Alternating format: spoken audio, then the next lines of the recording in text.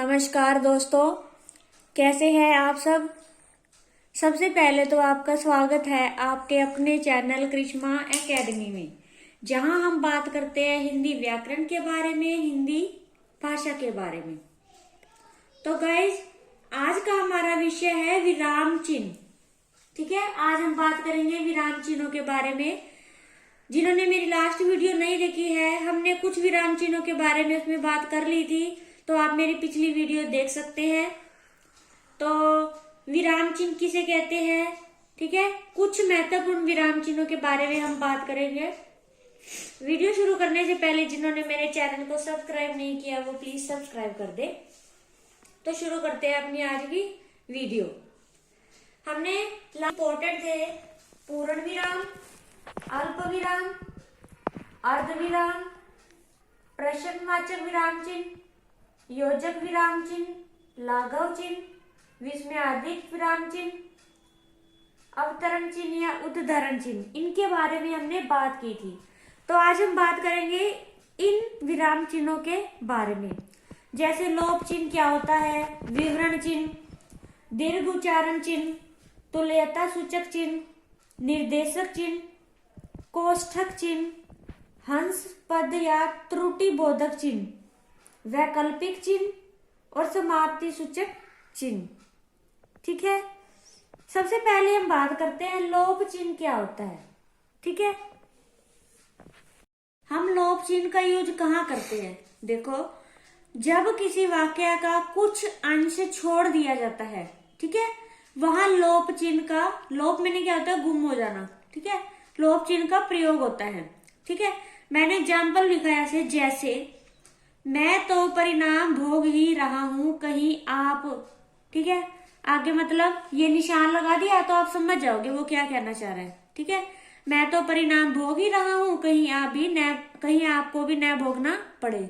ठीक है, इसका मतलब ये होगा। आगे है, जैसे मैंने एक और लिया, रघुकुल रीत सदा चली आई। ठीक है, आगे तुम समझ ही जाओगे, मतलब अगर मैंने ये निशान लगा दिया तो आप समझ जाओगे कि आगे वो क्या कहना चाह रही है। रघुकुल रीत सदा चली आई, प्राण जाए पर वचन न जाई। ठीक है, तो हम वहां पर क्या यूज करेंगे, लोप चिन्ह का प्रयोग करेंगे। ठीक है, नेक्स्ट है हमारा विवरण चिन्ह। विवरण, विवरण क्या होता है, यानी कि परिभाषित करना या उसके बारे में आगे बताना। जब किसी वाक्य के आगे कई बातें क्रम से लिखी जाती हैं, ठीक है, तब हम कौन सा यूज करते हैं, विवरण चिन्ह का यूज करते हैं। जैसे हम लिखते हैं ना, जैसे क्रिया के दो भेद हैं, ठीक है, आप ये निशान लगाते हैं ना, तो इसका मतलब कि आगे मैं इसकी लिखी हूँ भेद, सकर्मक क्रिया, अकर्मक क्रिया। ठीक है, जैसे मैं एग्जाम्पल देती हूँ, देखो जैसे मैंने एग्जाम्पल दिया तो मैंने कौन से चिन्ह का यूज करा, ये वाला, जैसे, जैसे के बाद मैंने ये लगा दिया तो आपको मतलब कि आगे वो अपनी बात अभी कहेगी। ठीक है, तो जैसे यह एग्जाम्पल मैं आपको और बता देती हूँ। जैसे हम अपना रिज्यूम या बायोडाटा बनवाने जाते हैं ना, तो हम अब अपना ऊपर से थोड़ा कुछ लिख के उसके बाद नाम सब क्रम में लिखते हैं ना, इस तरह लिखते हैं ना, नाम, कक्षा। ठीक है, तो हम इस चिन्ह का यूज करते हैं। ठीक है, तो कौन सा हो जाएगा वहां, विवरण चिन्ह।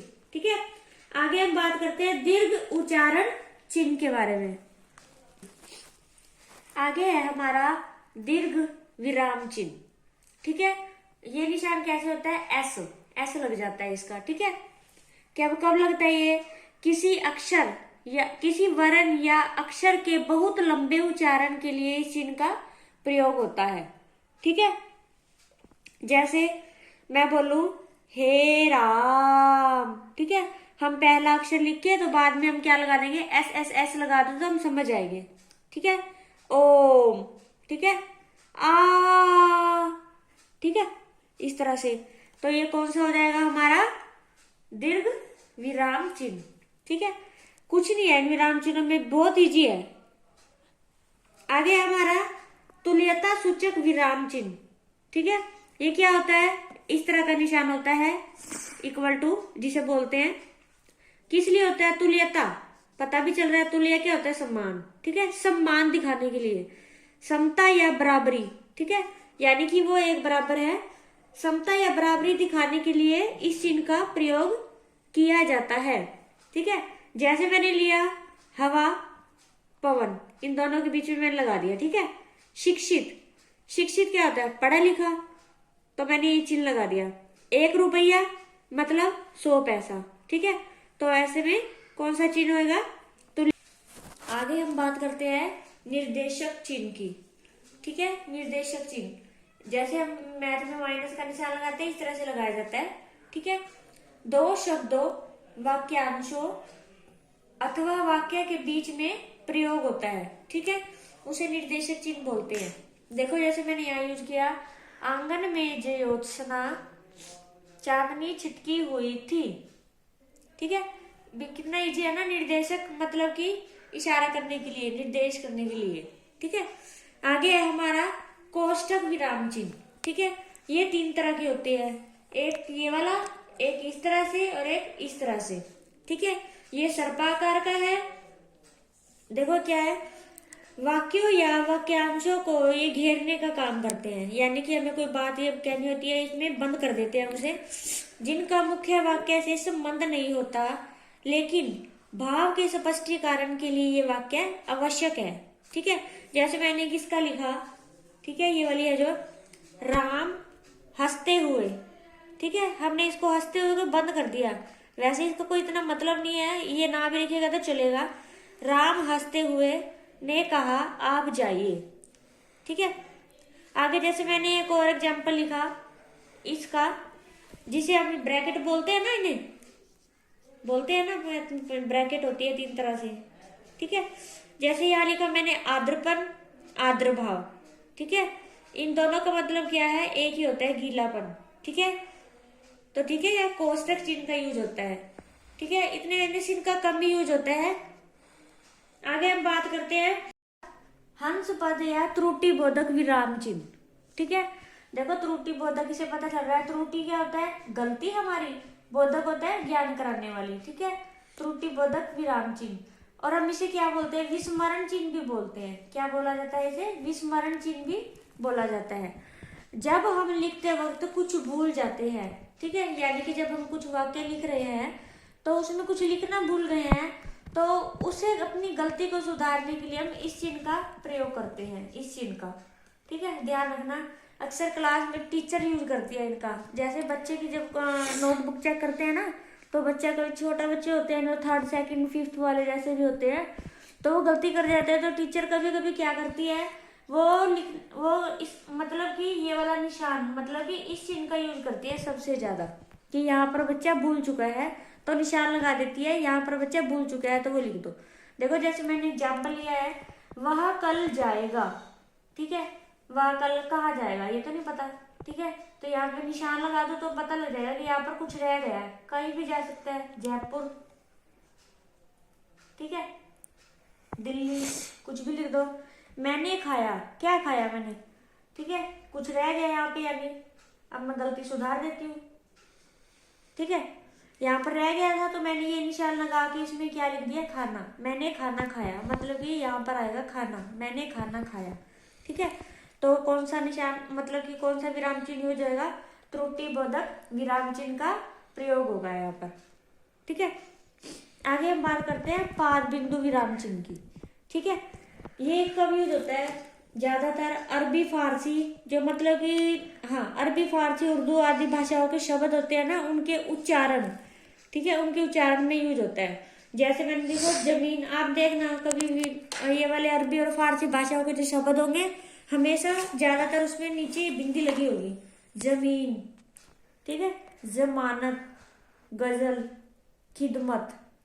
ठीक है, तो कौन सा होगा?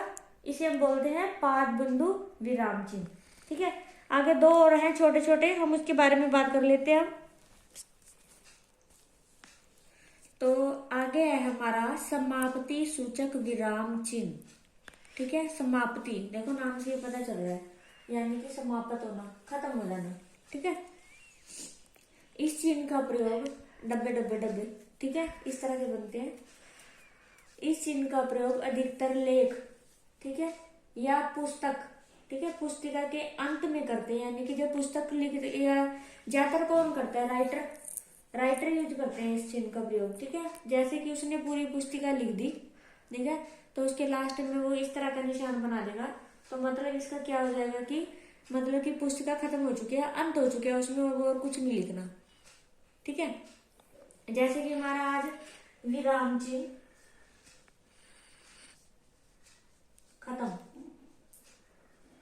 ठीक है, अगर मैं इस तरह से लगा दूं ना तो आप समझ जाओगे कि विराम चिन्ह खत्म हो चुके हैं।